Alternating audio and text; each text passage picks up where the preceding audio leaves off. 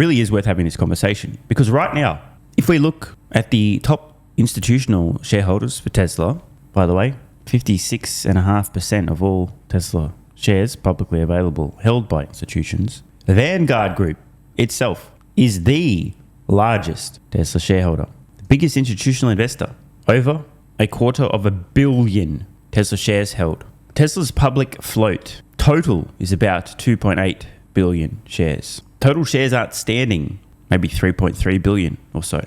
Now think about this. If the Vanguard Group, e.g.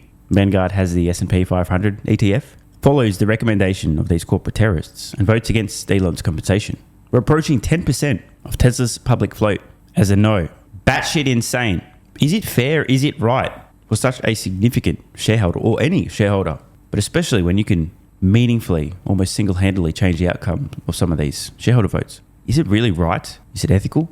Is it reasonable? Is it fair for them to vote on these matters, yet not to actually make the decision what's in the best interest of the company, but to instead outsource that thinking to an external entity who claim to be providing their best possible recommendations, yet whose reasoning doesn't stand up to scrutiny, isn't at all rational, and in many cases is clearly and directly harmful to the company's financial performance and future prospects? This really is a conversation that needs to be had. In fact, here's a proposal.